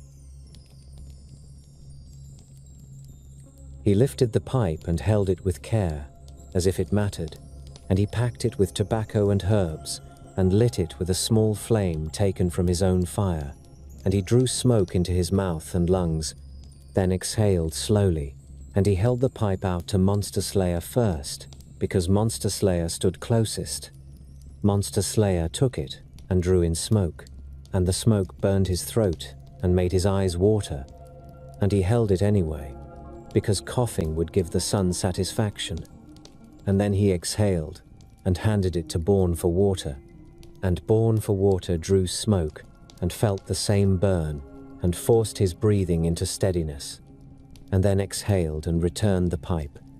The sun watched their faces as they handled the smoke and the burn, and his posture softened a fraction, and he said, "You came far." And Monster Slayer said, "We came because monsters hunt our people." And Born for Water said, "We came because our mother gave birth to us with help from holy people, and we want the truth." And the sun looked at them for a long moment, then said, "Changing Woman carried you." And Monster Slayer said, "Yes." And the sun said, "I visited her, And Born for Water said, "Yes." And then the sun inhaled once, a slow breath, and said, "You are my sons." Monster Slayer did not smile. He kept his expression sharp, because he had learned that victory often arrives quietly. Born for Water nodded once, satisfied, as if a piece had clicked into place. The sun looked from one twin to the other and said, "Speak your request." And Monster Slayer stepped forward and said, "We want weapons." And Born for Water said, "We want the knowledge to use them." And the sun's eyes narrowed, because he already knew what that meant. And he said, "You want to fight the Naye?" And Monster Slayer said, "Yes." And Born for Water said, "Yes." And the sun turned and walked to a rack along the wall and began to lift items one by one, practical items shaped for hands and bodies, and he placed them on the floor in front of the twins. Shirts that looked like scales of flint, helmets that would protect their heads, bows that felt strong when Monster Slayer tested the bend, quivers of arrows with heads that gleamed, stone knives with edges sharp enough to shave hair from a wrist. The sun named the arrows as he laid them down, and his voice stayed matter-of-fact, because these were tools and tools demand clarity. And then he said, "One monster matters first." And Born for Water asked, "Which?" And the sun said, "Ye eat so." And Monster Slayer's jaw tightened, because he had heard the name, and he had wanted it. And the sun added, "He drinks and eats and kills. He also carries my blood." And Monster Slayer lifted his head and said, "We will kill him." And the sun said, "I will strike first." And Born for Water watched the sun carefully, because that sentence carried rules the twins did not yet know, and he said, "Then we follow." And the sun nodded. And in that moment the twins understood that their fight would begin with a giant who drew breath under the same sun they had just met, and they gathered the weapons and tied them onto their bodies, each strap tightened, each tool secured, because now the story moved from getting answers to making bodies fall.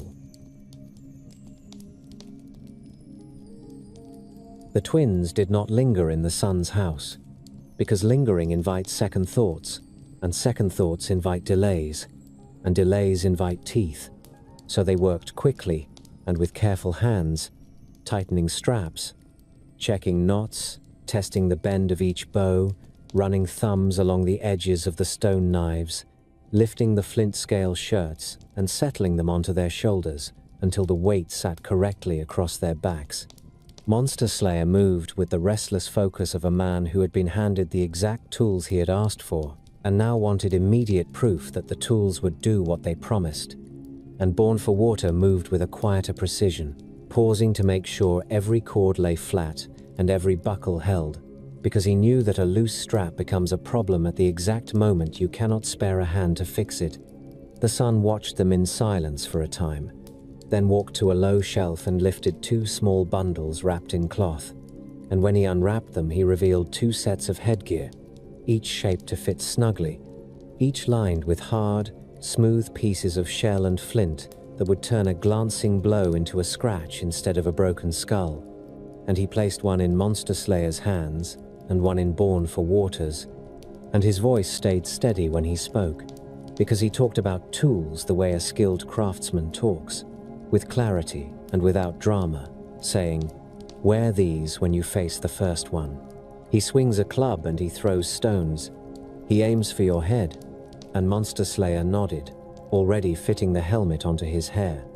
And Born for Water slid his helmet into place and tied it under his chin with a quick knot. The sun then stepped to the hearth and lifted a long, straight pipe from its rack, and he held it out once more, because he wanted to see the twins accept his household's customs as well as his weapons. And Monster Slayer took the pipe, drew smoke, swallowed the burn, and passed it, and Born for Water did the same. And the sun watched their faces, and their eyes, and the set of their shoulders. And then he lowered the pipe and said, "You arrived here with help from Spider-Woman." And Born for Water answered, "Yes, And Monster Slayer answered. She gave us a hoop and pollen and words. And the sun's mouth tightened as if he had opinions about Spider-Woman's methods, but he did not argue, because Spider-Woman's methods produced results, and he said, "Those words brought you here. These weapons will carry you farther. Hold them with care." He walked to the doorway and stepped outside, and the light shifted again, brighter in a way that made the twins squint, and they followed him onto the smooth stone platform beyond the house, where the edge dropped away into open sky, and Monster Slayer stopped short for a moment, because his feet wanted ground, and Born for Water placed a hand lightly on his brother's shoulder, steadying him without comment.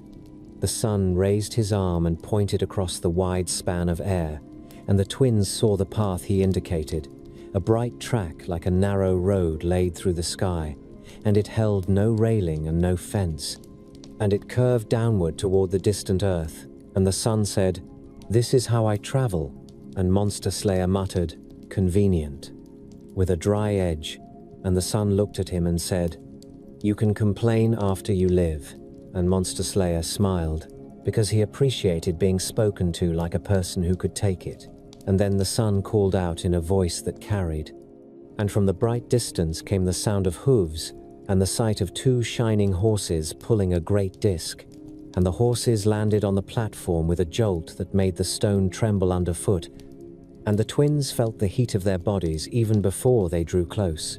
The sun climbed onto the disc and gestured for the twins to climb behind him, and Monster Slayer went first, gripping the edge and swinging up with quick strength, and Born for Water followed and settled his feet carefully, and the sun took the reins and the horses surged forward, and the platform dropped away, and the twins felt their stomachs shift as the disc moved along the bright path, and the wind rushed at their faces and tugged at their clothes, and the world below grew small and distant, ridges and valleys flattening into patterns of color, and Monster Slayer leaned forward slightly and narrowed his eyes, because he wanted to remember every shape of the land, and Born for Water held steady and watched the sun's hands, because he wanted to understand how a being like this controlled such speed. The ride carried them above mountains, above mesas, above patches of forest and open plain, and the sun did not slow, because slowing would waste his day, and his day was measured in a strict schedule that held the world together. As they moved, he spoke over his shoulder, giving instruction the way a father gives instruction when he finally accepts his role, saying, "Yeitso drinks at a lake near a mountain with dark stone. He moves in the late day. He eats whenever he wants. He walks loud. You will hear him before you see him. You will shoot him with the lightning arrows first. Save the strongest for the moment he rises again." And Monster Slayer said, "He rises again," because Monster Slayer had the irritating habit of asking the exact question that revealed the unpleasant part of the plan. And the sun answered, "He takes wounds and keeps walking. He carries tough flesh and strong bones. He falls and rises. Many people die thinking the first fall means the end." And Born for Water asked, "Who else waits there?" And the sun said, "Other ones circle the place. Some serve him. Some fear him and follow anyway. Keep your eyes open." And Monster Slayer asked, "Will you strike first?" And the sun's jaw tightened again and he said, "Yes, I will strike first." That rule holds, and Born for Water accepted it as a rule because he had grown up with rules that came from older mouths and did not require explanation. And Monster Slayer accepted it with a grunt because he liked rules only when they led to clean results. At noon, the sun slowed. The disk leveled above a wide span of land, and the light sharpened, and the twins saw their homeland far to the west, and they saw the shape of the sacred mountains in the distance, and Monster Slayer felt a brief tightening in his throat when he realized how far they had traveled on their own feet before ever stepping into the sky. And Born for Water watched the lines of rivers and ridges and memorized them, because memory in the head meant finding the way back later.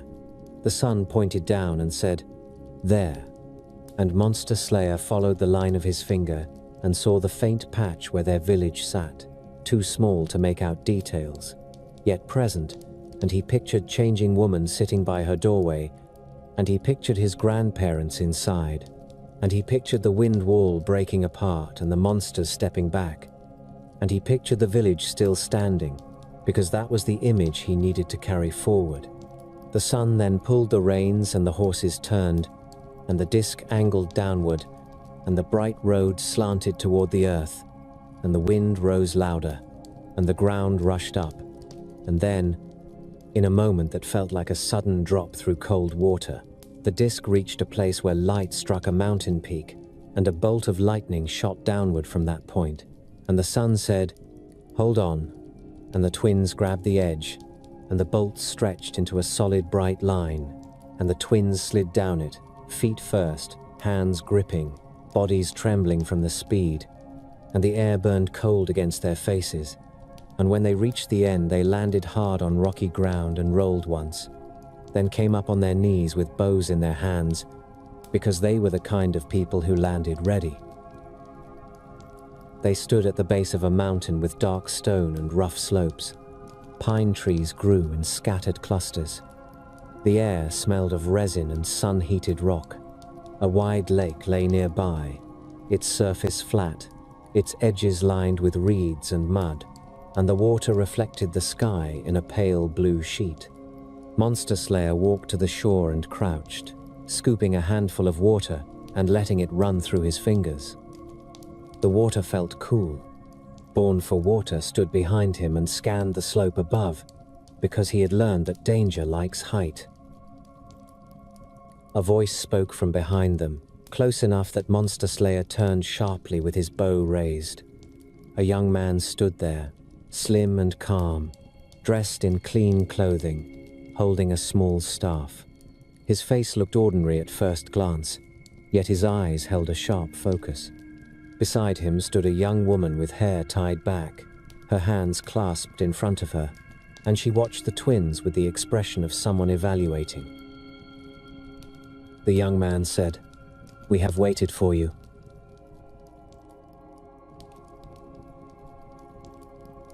Monster Slayer kept the bow raised for a breath, then lowered it slightly.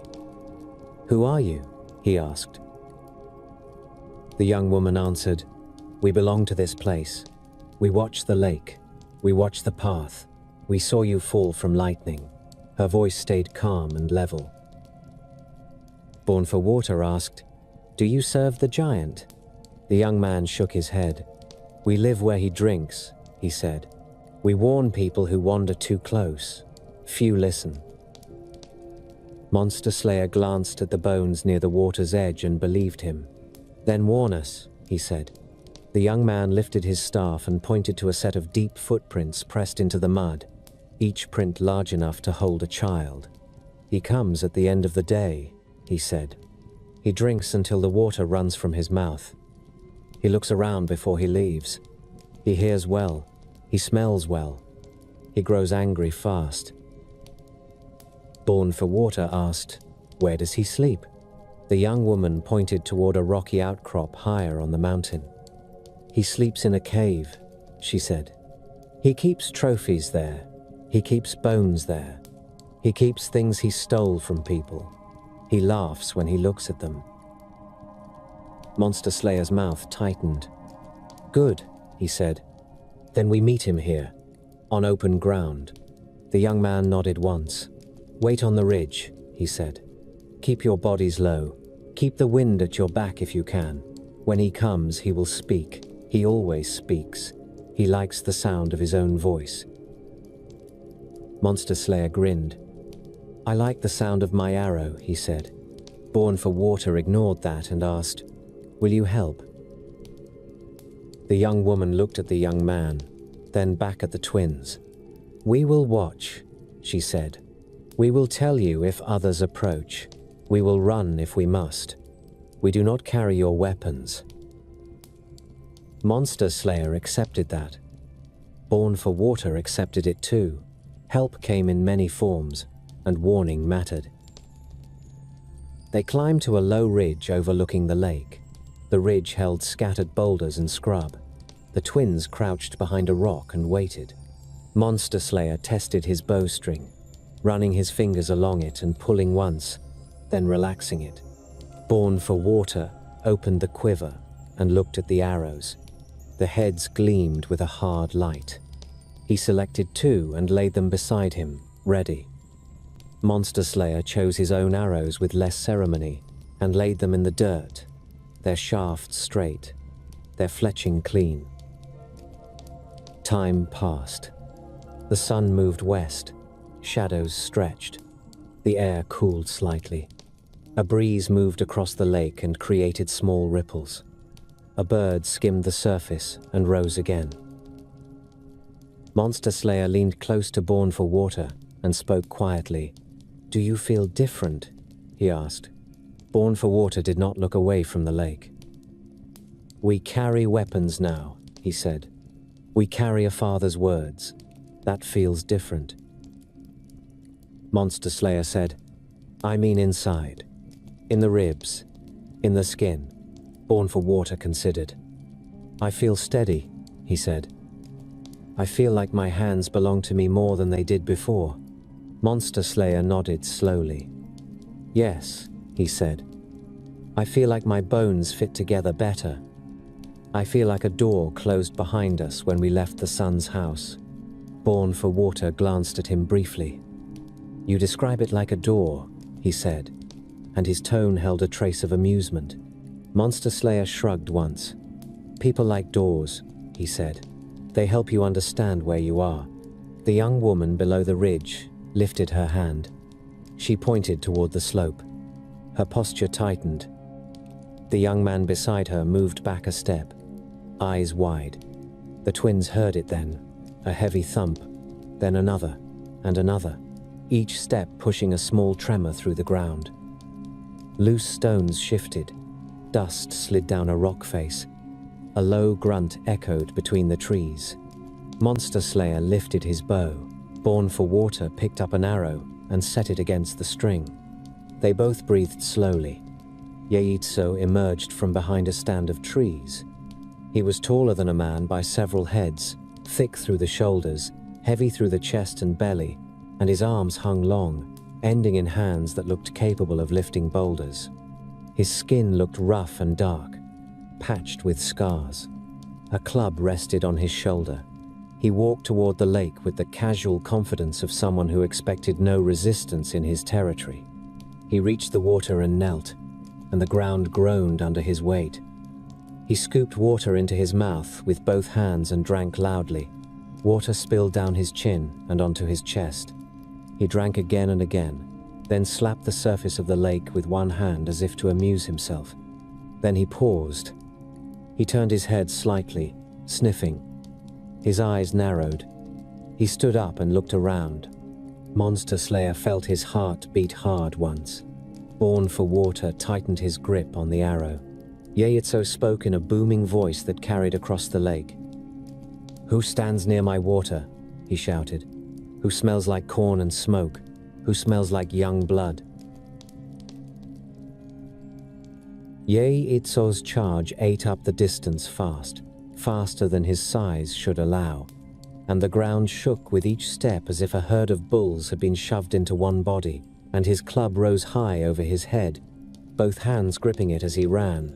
And Monster Slayer saw the arc of that weapon and measured it instantly, because a club like that only needed one clean hit to turn a skull into wet clay. He did not freeze, because freezing belongs to people who expect mercy. So he dropped into motion, stepping sideways and back, keeping his feet light on the uneven ridge, while Born for Water stayed square for a heartbeat longer to draw and loose his second arrow, the one with the broader crack of lightning in it. And the arrow struck the giant's shoulder with a flash that made the skin hiss and the muscle twitch. Yet it did not stop him. It only made him angrier. Yeitso roared, swung the club down in a straight, brutal line, and the club slammed into the ground where Monster Slayer had been, breaking stone and throwing up a burst of dirt that peppered Monster Slayer's face and teeth, and Monster Slayer spat grit and laughed once through clenched jaw, because he had learned that laughter keeps panic from taking root, and because he had no time for panic anyway. Born for Water moved then, running laterally to widen the angle, forcing the giant to turn his shoulders if he wanted to hit both of them at once. And the giant did turn, because he wanted that. He wanted the two small bodies crushed together under his club. He wanted an easy story to tell himself afterward. But turning cost him a fraction of speed, and that fraction mattered, because Monster Slayer drew his bow again and loosed another arrow into the giant's ribs, and the arrow hit with a bright snap and a sting of smoke, and Yeitso jerked, stumbled, then kept coming, teeth bared, eyes wide, breathing loud enough that the twins could hear the wet rasp in his throat. The giant's feet pounded the ridge, and loose stones rolled, and Born for Water leaped down behind a boulder, using it as cover for a moment, while Monster Slayer ran uphill, because climbing steals momentum from a charging body and he wanted the giant's swing to land short, and Yeitso followed, hauling his bulk up the slope with a furious pace, club dragging for a step then lifting again, and when he swung, the club clipped the edge of a rock and shattered it, and sharp fragments flew out and cut Monster Slayer's cheek, leaving a warm line of blood that he wiped away with the back of his hand without slowing.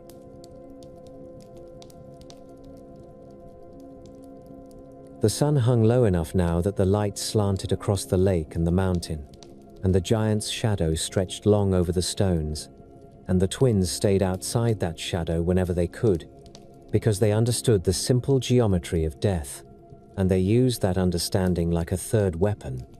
Born for Water rose from behind the boulder and ran to Monster Slayer's side, and they moved together now, drawing in unison, loosing in unison, their arrows striking in staggered rhythm, because they had practiced running side by side since childhood, and their bodies remembered that coordination, and the giant began to show it in the way his steps grew heavier, in the way his breath started to hitch, in the way his club rose a fraction slower each time.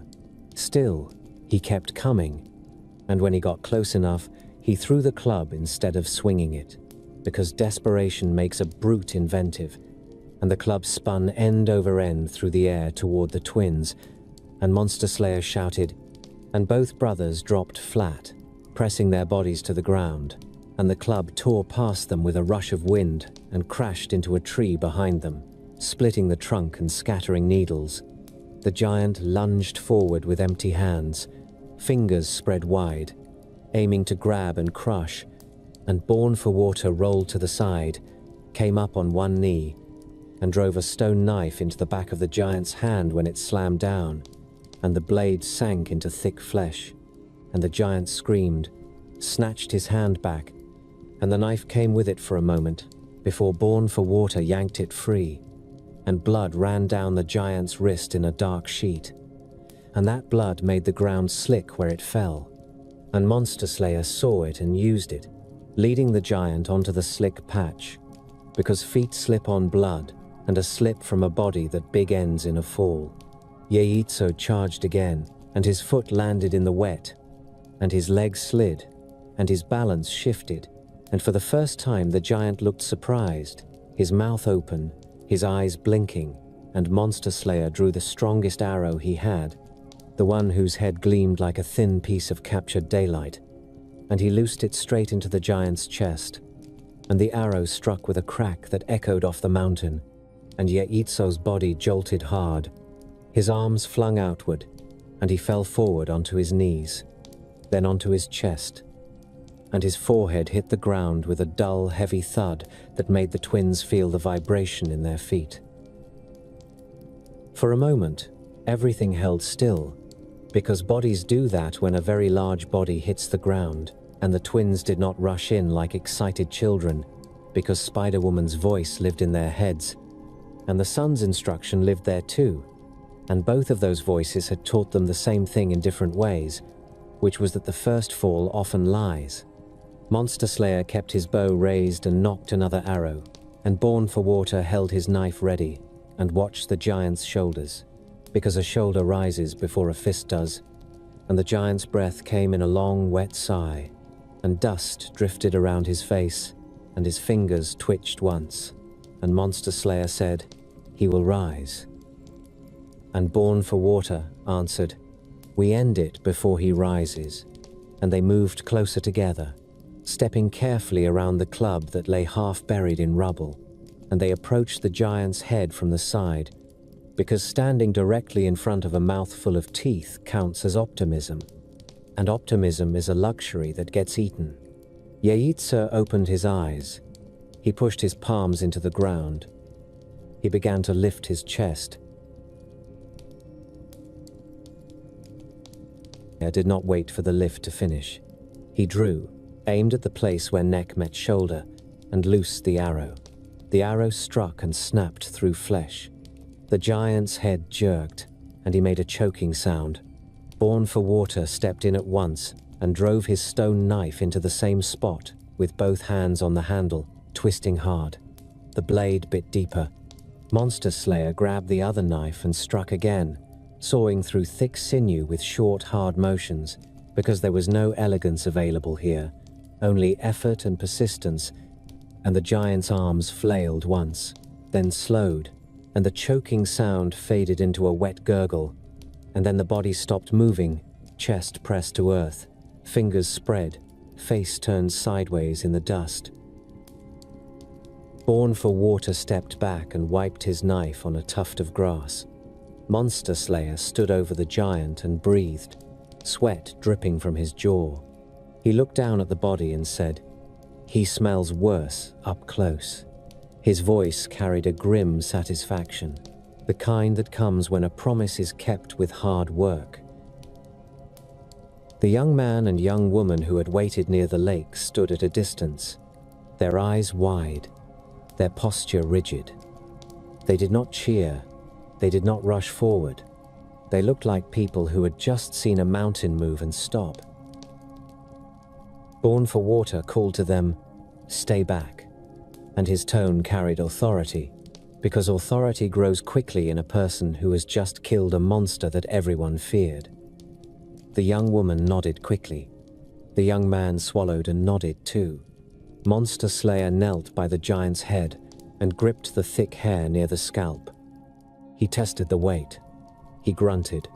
"Help," he said to his brother, and Born for Water stepped in, and together they worked their knives again, cutting the last stubborn strips of flesh and tendon, and when the head finally separated, it dropped into Monster Slayer's hands with a heavy damp shift, and Monster Slayer almost lost his grip, because it was larger than any deer he had ever carried, and because blood made everything slippery. He adjusted his hold and lifted it, muscles straining, and Born for Water steadied the jaw for a moment to keep it from swinging and knocking Monster Slayer in the face, because being concussed by a dead giant would be a ridiculous end, and they both knew it. They dragged the head toward a flat patch of ground near the water. The young woman stepped closer, then stopped again when Born for Water lifted his hand. Monster Slayer set the head down with a heavy thud and sat back on his heels, breathing.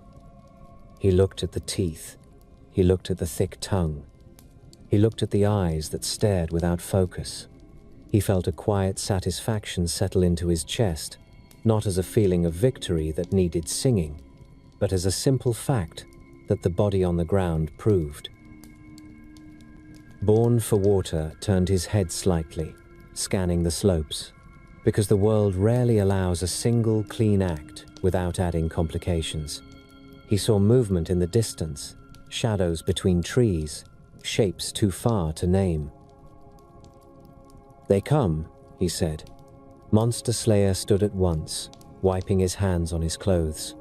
"More," he said, and he smiled like someone invited to a familiar task. The first to appear was a horned creature, thick neck, broad shoulders, horns curving forward, hooves striking sparks from stone. It ran down the slope in a straight line, head lowered, because it understood one thing and one thing only, which was impact. Behind it, shapes moved with it, smaller monsters, and in the sky above, A dark, winged shape circled lower. A bird with wings wide enough to cast a shadow like a roof. Born for Water grabbed his bow and nocked an arrow without hesitation. Monster Slayer did the same. They stood in front of the giant's head, because the head was proof and also bait, and if the monsters wanted to reclaim their fallen champion, they would come here. The horned creature charged. The ground shook again, though less than before, and dust rose around its hooves. It snorted and bellowed, and a string of saliva swung from its mouth. Monster Slayer waited until it reached the distance where an arrow would hit solid, then released. The arrow struck the creature's shoulder and flashed. The creature stumbled, but did not fall. Born for Water released his arrow a beat later and hit the same place. The horned creature shrieked, turned slightly, then kept charging, because pain does not always teach caution. Monster Slayer ran sideways to widen the angle. Born for Water stayed in place for a fraction longer, then moved back, because the horns came close enough to gore the air. The horned monster crashed through the space where they had stood, struck a boulder, and its horns splintered on the rock. It reeled, stunned. Monster Slayer stepped in and drove a stone knife into the side of its neck. Born for Water struck the other side. They worked quickly. The creature convulsed, then collapsed, hooves scraping the ground until they stopped. The winged monster dropped lower then, aiming for the giant's head, because carrying it away would deny the twins the trophy and perhaps feed the monster's hunger. Its talons stretched. Its beak opened. Monster Slayer drew and loosed an arrow into its chest as it descended. The arrow hit, and the bird screamed. It flapped hard, trying to climb. Born for Water loosed another arrow that struck a wing joint. The wing bent wrong, and the bird spun, crashed into the lake with a tremendous splash, and water surged out in waves that slapped the shore. The young man and young woman backed away fast, faces pale. The bird thrashed in the water, wings beating, sending droplets everywhere. It tried to rise. Monster Slayer ran to the water's edge and shot another arrow into its back. The bird's thrashing slowed. It floated for a moment, then sank, leaving ripples and a few feathers on the surface. More shapes approached from the trees, but they slowed when they saw the bodies on the ground. Some turned their heads as if considering retreat. Born for Water raised his bow and held it steady, arrow ready. Monster Slayer stood with his knife in one hand, bow in the other, breathing hard. A tall figure stepped forward from the shadows, a creature with long arms and a face shaped like a twisted mask, eyes set deep and glowing faintly. It raised one hand, palm outward, and stared at the twins with fierce focus. Born for Water's body stiffened. His knees locked. His grip on the bow tightened. He felt his muscles resist his own command. Monster Slayer felt it too, a sudden slow tightening in the joints, a reluctance to move, like his body had forgotten the next step. "The one who kills with his eyes," Monster Slayer said, his voice forced through clenched teeth. The creature smiled, slow and ugly, and kept staring. It stepped forward, confident, because confidence grows in a monster that has watched people freeze and fall. Its hand remained lifted, its gaze fixed. Born for Water forced his fingers to move. It took effort. It felt like pushing through thick mud. He turned his head slightly, breaking the direct line of sight, because Spider-Woman had warned them, and warning carried instructions, and he shouted without looking straight at the monster, "Aim where it stands. Do not meet its eyes." Monster Slayer turned his face away too, keeping the creature in the edge of his vision. He drew his bow by feel more than sight, focusing on the shape of its body and the sound of its steps. He released the arrow. The arrow struck the creature's chest with a flash, The creature hissed, surprised, and its stare wavered for a breath. That was enough. Born for Water used that moment and drew, loosed, and his arrow struck the monster's shoulder. The monster staggered back, hand lowering. The stiffness in the twins' bodies eased at once. Monster Slayer advanced, knife ready. The monster raised its hand again, trying to lock their bodies once more.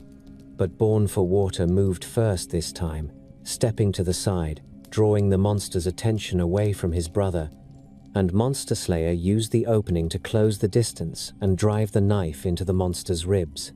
The monster screamed and flailed. Born for Water loosed another arrow at close range into its throat. The monster fell hard and lay still, eyes open, staring at the sky without focus. The remaining monsters hesitated. They had expected to see two boys die. They had expected easy meat. They saw instead a dead giant, a dead horned monster, a dead eye killer, and feathers drifting on the lake. They made small, angry noises. One threw a stone. The stone landed short. Another creature hissed and backed away.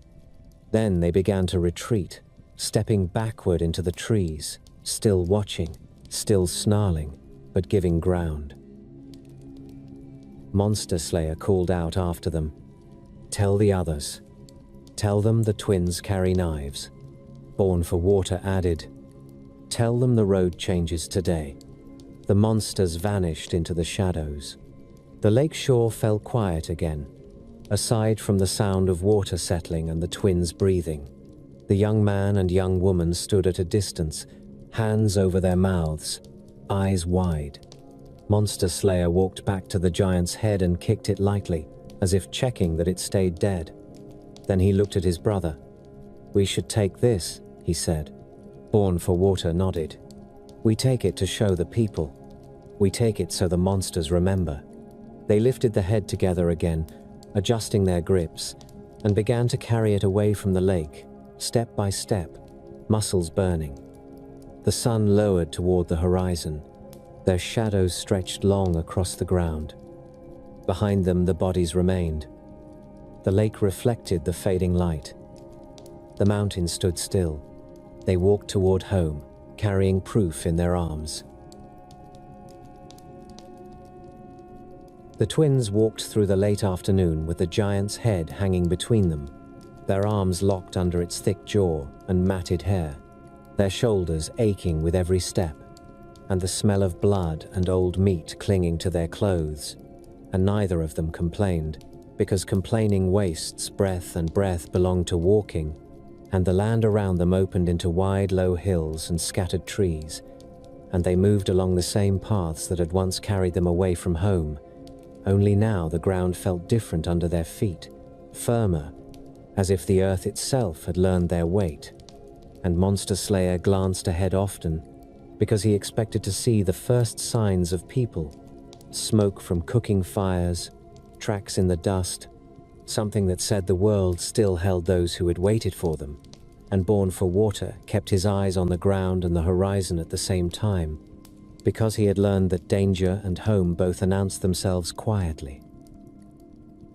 By the time the sky turned the color of old copper, they reached the first outlying fields of their village, and the people saw them at once, because two young men carrying a giant's head draws attention, and a cry rose from the nearest house, and then another, and then many voices joined, and people poured out into the open, men and women and children, some holding tools, some holding nothing, all staring with wide eyes as the twins approached.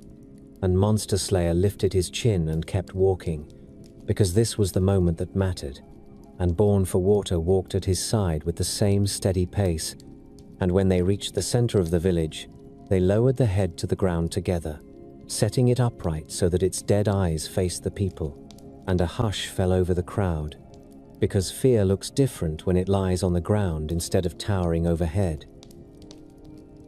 Changing Woman stepped forward from the crowd.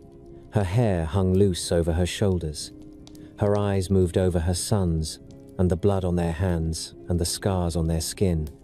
She walked close enough to touch them.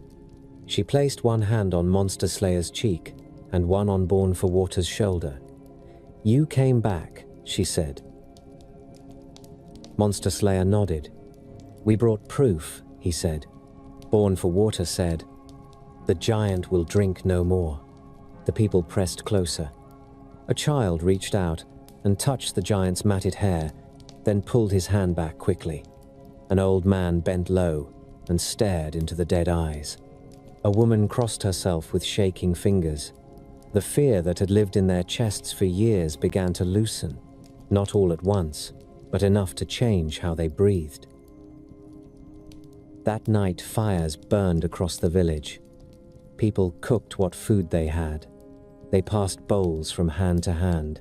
They spoke in low, excited voices. They asked the twins to speak, and Monster Slayer told them how the giant fell, how the arrows struck, how the knives cut, and he did it with plain words and no extra flourish, because the truth needed no decoration, and Born for Water added the parts about the monsters who had come and run, and he named them, and people nodded as if hearing those names already felt safer. Later, when the fires burned low and the children slept, Changing Woman sat with her sons outside her home. The giant's head rested at the edge of the village, watched by men with spears. The stars filled the sky. The air cooled. Changing Woman looked at her sons for a long time before she spoke. "You found him," she said. Born for Water nodded. "We stood in his house. We took his weapons." Monster Slayer said, "He struck first." Changing Woman closed her eyes briefly, then opened them again. "You walk a path that moves forward," she said. "That path will carry you through many places. People will call you when monsters appear." Monster Slayer smiled faintly. "We will answer." Born for Water said, "We keep moving." Changing Woman reached out and took their hands. "Then walk carefully," she said, "and come back when you can." The firelight flickered across their faces. The village breathed in its sleep. Beyond the circle of houses, the dark hills waited, full of roads that led to trouble and to work.